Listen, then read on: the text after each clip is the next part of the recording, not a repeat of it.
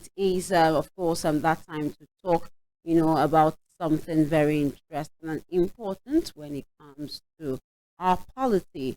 And like I rightly said at the beginning of the show, today is the World Interfaith Harmony Week. This week is actually the World Interfaith Harmony Week.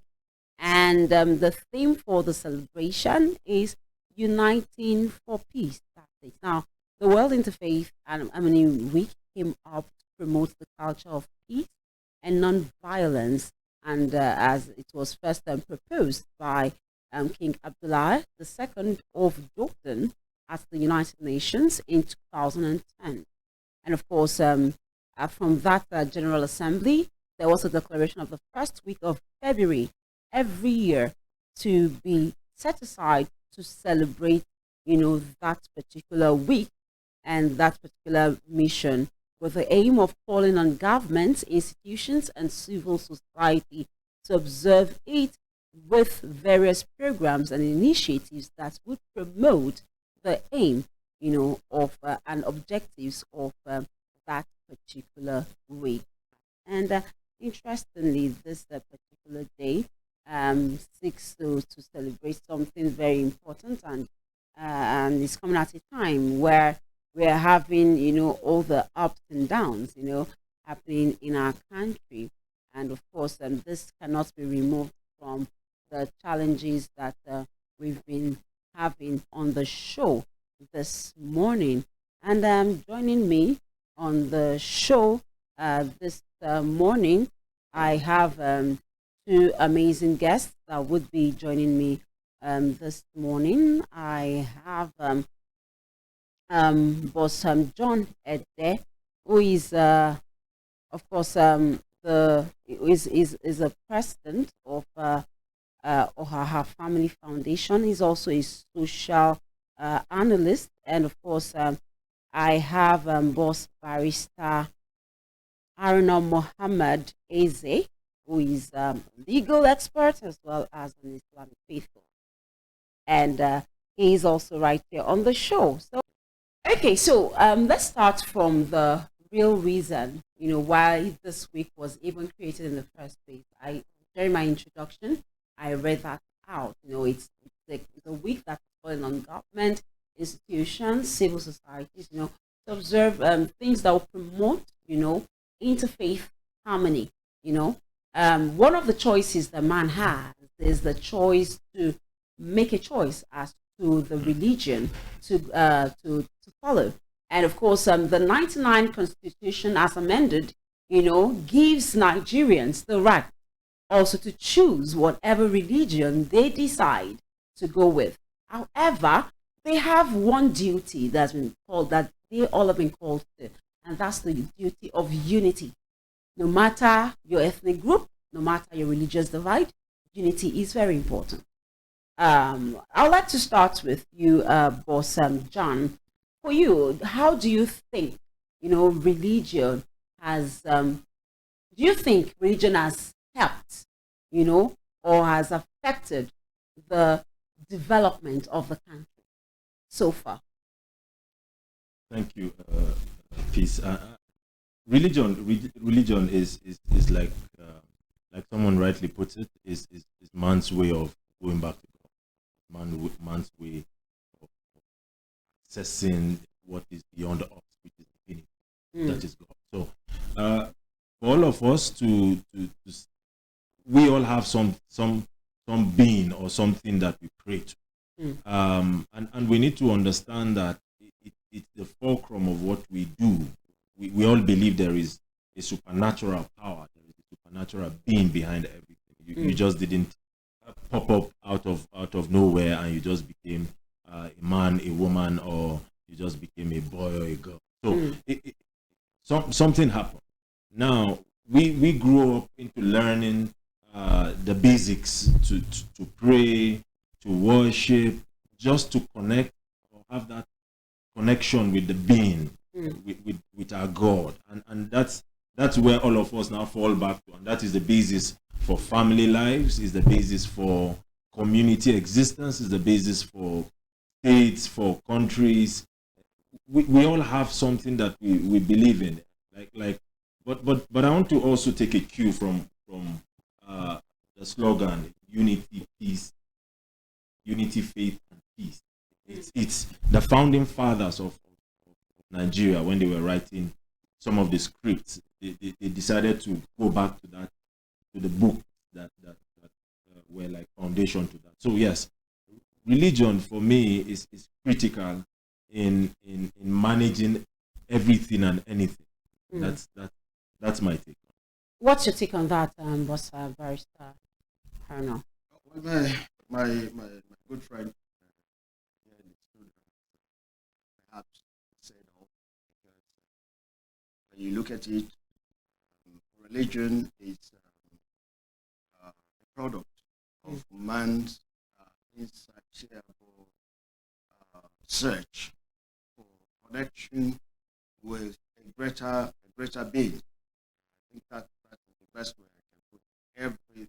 No matter how you think about it, how you assess the situation, we as human beings, we are always in the constant, search for a greater spirituality, or for a realm that will make us to be our better selves.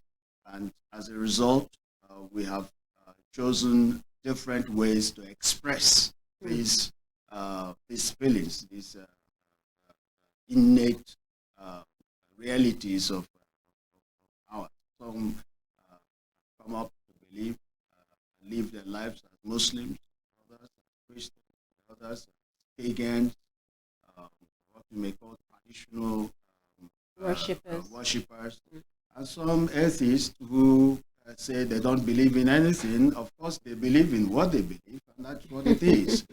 So, whichever analysis you give it, you believe in something, and that's what is keeping you going. To what extent does that which you believe make you a better being? It's another question to answer. Have you gotten satisfaction in what you are doing? And in what you are doing, to what extent has it driven you to becoming a contributor to the development, which is the question we ask, the development of your immediate space that you occupy as a person, as a family, as a community, as a nation. In fact, as a citizen of the world. To what extent have you implemented those principles that you have discovered from your practices that makes you live at peace with the other person, hold hands with the other person, who may not necessarily believe in what you believe, but believing that we all have the same blood flowing in our veins. We are all human beings, whether you're black, white, red, whatever you may choose, color you may be standing out for, except those who have decided to change their colors. Of course, it's still a choice. We do not have a choice to our colors. That's what I'm trying to say. So we are human beings created by God. As Muslims, we believe created by God, and we are on this earth to make Now, that leads me to the question: what roles does religion? Because from what you've said, it is definitely true that every human being on earth must have an affiliation with a religious sect. No matter what they decide to believe in, there must be a belief system. And so it goes to tell me that whatever belief system you decide to go with has an impact, on your being and the things you do. And that is to say that definitely your mindset is being regulated by your belief system.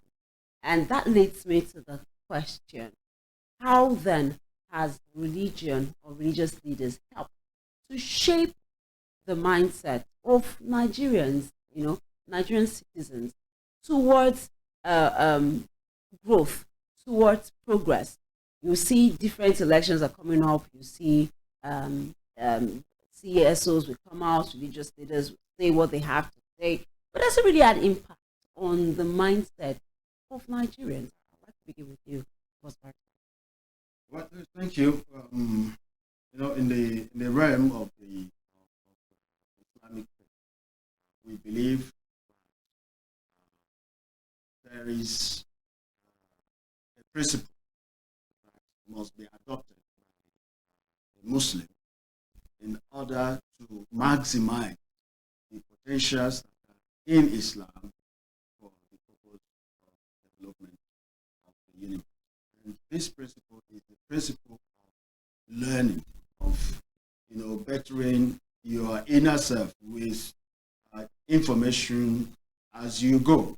A Muslim cannot be a good Muslim who does not read, who does not inquire, who does not research.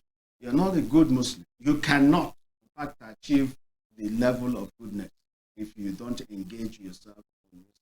So what I have discovered personally, I don't know how any other person would view it, is that there are people out there who are miscreants and who are claiming to be religious leaders.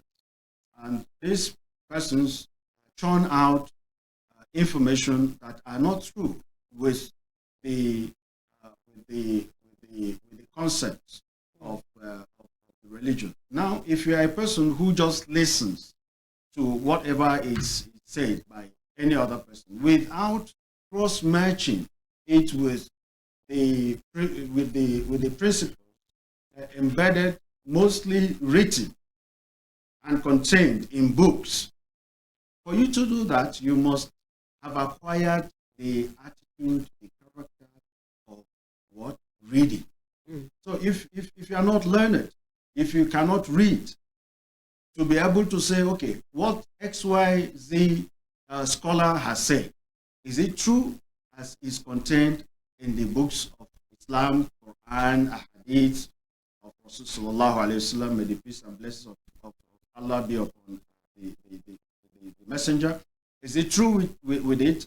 And then you take what you have heard, which is good and compatible with Islam, and leave what you have heard, which is bad and incompatible with Islam. In that way, we will be defeating a situation where certain persons' beliefs, maybe in terms of electioneering period, that he or she would say something hinging that in the basics or from the basics of the teachings of Islam, for instance, justifying what he has said with the teachings from the teachings of Islam, half truths.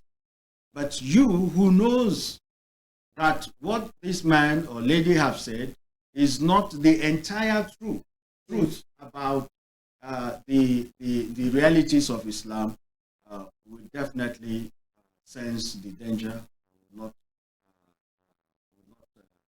put to work that which the scholar said. So what I'm saying in essence is, when both scholars and followers of those scholars in Islam, I'm trying to restrict myself to the religion of Islam here, are utilizing the instrument and the tools within which Islam or the goodness of Islam is to be maximized, you would be able to shut up the man who is propagating what is wrong and advance the cause of Islam in the right direction. Anything that is not for the purpose of unifying humanity, for the purpose of advancing the cause of peace and coexistence in the world, is not of Islam, it cannot be of Islam, and there are a lot of references to that. All right. Let's look at some of the things that, some indictments that has come up on our religious organizations or institutions, on the religious institutions we have in Nigeria. Now, we had the EFCC chairman, saying that a religious sect in the country was found to be laundering money for terrorists. And well, they were able to trace the money, but they couldn't carry out investigations because they had restraining order to do that. While that was still going on, and another EFCC witness told the court that about 4.6 billion were diverted to organize prayer for Nigeria by the Office of the National Security Advisor. This was whilst Sambo, the secret, was standing trial. Now, these are heavy indictments on our religious institutions. First, John, how did we get there? How did an institution that was supposed to be as spotless, that was supposed to help build the mind of its followers, become institutions that is being indicted for heavy criminal, activities, even hinging on security of our country? Thank you. That's a very sensitive situation to discuss. I don't represent the authorities. They will do their job, and I'll leave them to do their job as a believer, as a Christian. There are certain things that you should do as an individual. Now, Timothy talking to he said, "Be diligent to present yourself approved to God, a worker who does not need to be ashamed." So, if you don't know these things, first of all, like he rightly said, you need to understand this thing. What is it that the Bible says about this situation? What is God telling me? How should I live my life? I'm not here to live my life by me. So I hear people maybe quote incomplete to say, "Love thy neighbor as thyself." But you need to also love God first. You need to honor God first before you come back into, because if you don't have something, you can't give. The love you don't have, you can't give. If I've not experienced that love to share that cup of water when somebody is in dire need of that water, I won't share. Don't forget, when there is crisis, the bullet does not choose any faith. The bombs are not selective. And we need to understand that with every destruction, we go back years from where we have built certain things. So why should somebody come and tell you to incite violence? But he's living at home in peace. Why should you now be the one to do the dirty job when he's in his house living well? So if you don't know these things, you don't take your time to study. I recall when we were growing up, some of the things that we used to know is that you must learn some memory verse, and it's in your head, it sticks in your head. And I know some of our brothers to do that. Now, how then do you get it into your head? God was talking to Joshua when he said, this book of the law, if you don't know the book, how would it not depart from your mouth?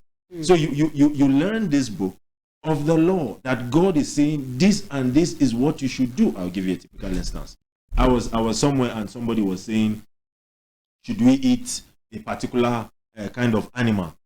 And I like the response the person gave. He said, what did God say? Did God say eat it? If he says eat it, then eat it. If he says don't eat it, don't eat it. It is, you hear some people crying about cholesterol. From scripture, it was said, burn the fat. If you take a typical cholesterol meat, a portion of fat and put on fire is pure cholesterol that you have, and some people consume it. But if you look at it from the scripture, burn it. So even for health reasons, God knew why. So if God has said certain things, leave it. Don't go into trying to answer your question in part. How did we get here? Obviously, it will probably be some diversion from what God has said we should do. This is what you should do.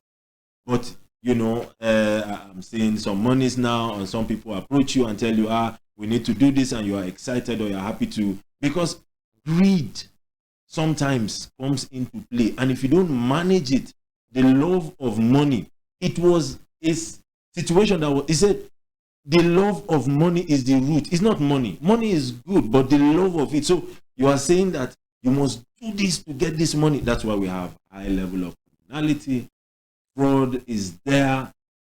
These are situations that we need to now go back to our clergies and say, look, you have huge following. Can we begin to discuss this issue? What do you need to tell your huge followers to do? How to live? Because some of them might not take the time to go and study. So you are like their mind. So you tell them and they believe you. We've seen situations where if a pastor says this, it is done. So what stops us from saying, let us do that? Let us talk to our congregants. Let us talk to our followers and say, this is what, if I say, don't live this lifestyle and I'm living it. What is the example? Be an example in words and in teaching. Let people point at you and say, this person knows God. That's my. All right. Let's look at. Of course, when we look at but before we get to what we'll look at next, let me let you know, boss. In case you're just joining this conversation, we are looking at building interfaith harmony for global peace. That's what we're looking at today on the show, and that is in commemoration of the week for World Interfaith Harmony Week. That is what it is.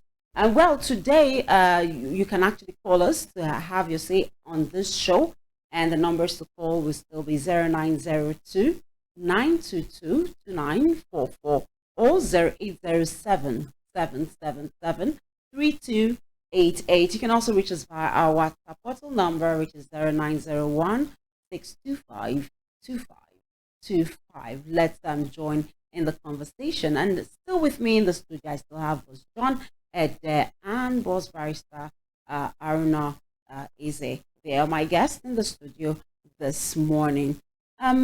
Looking at religious institutions intermingling, if we decide to look at the tenets, of the religions, at least basic religions, in religious institutions we have in Nigeria, for instance, we'll find out that some things stand up. Something stand out, and you can find it everywhere. Things like unity, things like peace, love, these are things that stand out. And these are very fundamental principles, that should help life. Now, the next thing we're looking at is how can these faiths intermingle? Because we've seen situations where we see a challenge, maybe a clash happening, and before you know it, you're hearing, it is because it is this particular religion that is more domiciled here. That is why they are affecting them. And we've seen that a lot.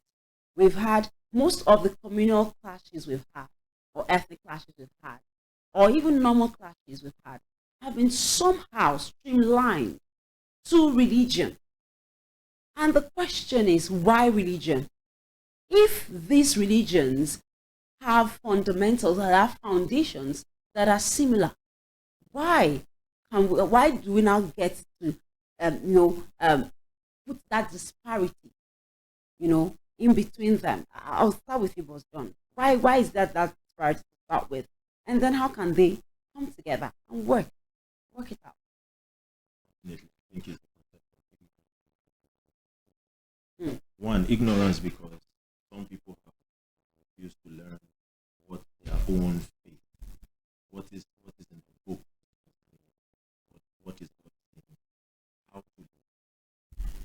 Secondly, radicalization, because you have heard the message to do this over and over and over, and it becomes a part of you because you have not unlearned that information from what you know from what scriptures have written. For instance, love your neighbor, love your enemies.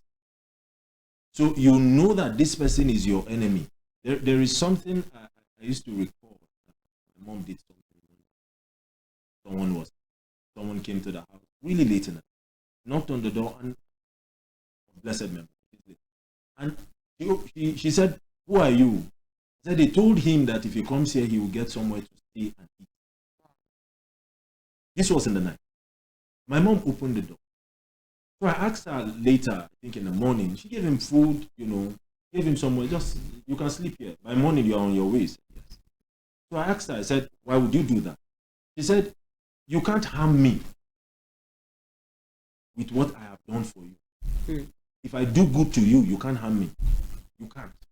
And we need to now realize that, look, even if what it means is it's not easy to take blood on your hand, to take somebody's iniquity. Somebody has come to you for shelter and you expose them to danger. So if you for instance have this, what stops you? Somebody needs food to eat and you are holding it back. Who gave it to you? God did. Somebody needs shelter and you are holding it back and you have it to give. But because we have learned and have heard from what, so we need to get back into the basics of what God has said for us to live. How do we live? When Adam was created in the garden, God told him this. Now, from those books, from our books, the laws were created. Laws of man, laws of this, laws of that. Now, regarding interfaith, what stops us from sitting together and saying, this is what we need to do? Yes, we have our different ways of communicating with our Maker, with our God, but you are trying to express something. So I have friends from other faiths, and I don't fight you from believing that's what you know. If at the time you now see that the way I live my life is not comfortable for you, you raise concerns and I tell you this is we talk about it. It's dialogue. I used to have a friend, he would come to the house when we were much younger, during evening prayers, he would sit with us and pray. When I go to his place and they need to pray, since I don't know the modus operandi, I don't know how they do, I excuse them out of respect. But I don't see that you are praying, for instance, and I now come and cross your path. That alone can raise tension. There are certain things. It is called tolerance. This is what you believe. This is what I believe. Until we come to that confluence where we can agree, we will just keep, and we need our clergies to be more engaged, more involved, and the followers to also follow rightly. All right, let's get to you. Boss Barrister. Thank you. Yeah. You see, for those who are listening, it should be clear to them. I believe they know I'm a Muslim, and my co-discussant is a Christian. By the time he makes submission, he is submitting from the perspective of the Church, of Christianity, and what have you, and making my submission. And at the end of the day, if he submits and I'm about to make mine, you find out that there's not much difference. Sure. So then what are we talking about? Where is the difference? Where is the divide that is creating this much labalo and all of that? I think like what he said, I'm agreeing with what he said. Ignorance, radicalization, and tolerance, or most appropriately, respect for one another. So if we take out ignorance, which we have addressed in the first place, that look, as a Muslim, you are not a Muslim, and you will not be a good Muslim. Rather, I would put it this way, you will not be a good Muslim, a better Muslim, if you are ignorant, if you don't know. In fact, the basics of Islam says, the funny that the messenger of Allah, the Prophet Sallallahu Alaihi Wasallam, peace and blessings be upon him, said that God said that you should know me before you worship me. Know me before you worship me. So, and he said, if you do not know me, how would you worship me? If you don't know me, how would you worship me? So knowledge. And then the first revelation to the prophet came and the command was read. Ikra, bismi rabbika alladhi khalaq. Read in the name of your Lord who created. So a Muslim must be a reader. If you are not a reader, if you are only a listener, then you are putting yourself out there for ignorance, because anything that goes in through your ears, of course, feeds your brain and feeds your heart. But if you read yourself, whatever you hear, what you're reading, personal, development will sieve the chaffs from the real food. So, if we take away ignorance, we take away radicalism. Those who are more susceptible to radicalism, the ignorant. The person who is radicalizing may be knowledgeable, but is mischievous in what he or she is doing. And then using half-baked truths and whatever to radicalize, to push down the heart of the ignorant, of the masses who are following him, before his large followers, who would not read, who would not cross-match whatever he's saying with what is written, and they go with it. And that's why most or some scholars, whatever they say is law. If they say go out, do this, do X, it is law. We are doing it because our Malam said it or our leader said it. So, but when, like he said, when food is brought, meat was brought, and they said, can we eat this? What do you say first? What does God say, or what is God's instruction on this? And this is the position of a good Muslim. What you have said so far, what I have heard from you, good, fine. What is God's instruction in this? I must match it up. So we take away radicalism, and then we begin to respect one another. Okay. I respect you for what you're doing. Fine, it's your choice, as long as you don't cross my path, the line. It's my choice as long as I don't cross your line, and it's fine. Thank you so very much. I mean, I love the fact that we've been able to find harmony on the show this morning. And boss, if you have taken away anything from the show this morning, the way to live as a Nigerian, the way to live to build peace, is for you to shun ignorance, refuse radicalism, and embrace respect for one another.